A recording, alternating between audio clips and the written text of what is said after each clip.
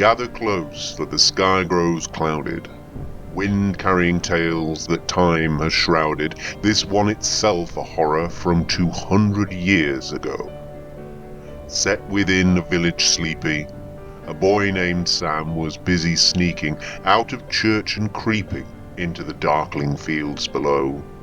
Sam and Bill and all their friends in the darkling fields below. A meagre moon, their only glow. Running wild, the boys were racing, with Bill ahead and Sam hard chasing, these two far outpacing all the others seen no more. Perhaps their legs did lack persistence, their shadows lost in dark and distance, as if their whole existence had been from the planet torn. Just Bill and Sam and no one else left running through the moor. Just Bill ahead and nothing more. Then, despite his lungs a-burning, his heavy legs, his stomach churning, Sam felt the tables turning as he gained on Bill some more. He called to Bill but got no answer, sprinting silent as a panther, and so determined to advance upon his friend Sam did outpour. Every screed of energy in his legs he did outpour, until victory was what he saw. Sam placed his hand upon Bill's shoulder.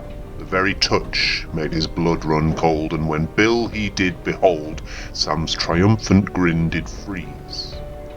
For before his eyes, quite disbelieving, was not Bill but a Boggart seething, its face so torn and bleeding that the horror of it seized. Sam's heart was with the fingers of pure terror duly seized, its wretched face, its rasping wheeze. Sam looked on with disbelief at the open sores and broken teeth, and beneath the skin the worms were writhing, dining on their host. It smiled with lips both cracked and bloody. Sam's fear its hollow eyes did study, on the field both wide and muddy, this malevolent gory ghost.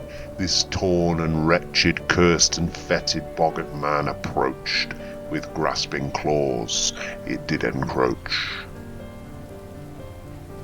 Then once more Sam was through fields running, yet now from creature cruel and cunning, that for his life was gunning, shunning desperate pleas ignored.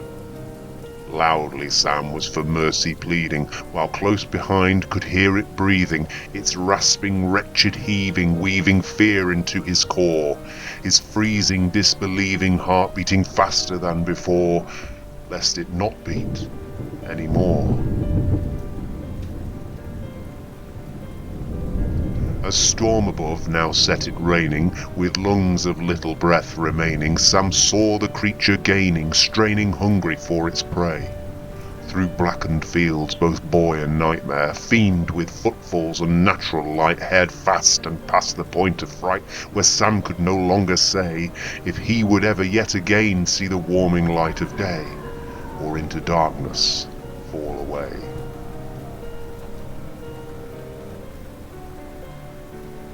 Just then, over low hill cresting, dim lights cut through the dark arresting, and Sam could see the chapel, though still far he had to go. Here the Boggart seemed distracted. In view of God it strangely acted, as if its strength had been extracted by the church's warming glow, by the lilting hymnal chorus and the church's warming glow, and so the beast began to slow.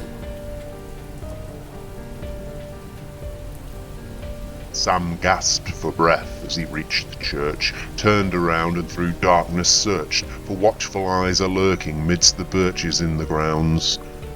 Then inside the church retreated, found the congregation seated, as the priest spoke and repeated teachings of the Lord profound, that no more appeared to poor Sam's ears as words at which to frown, but now as soothing, pleasant sounds.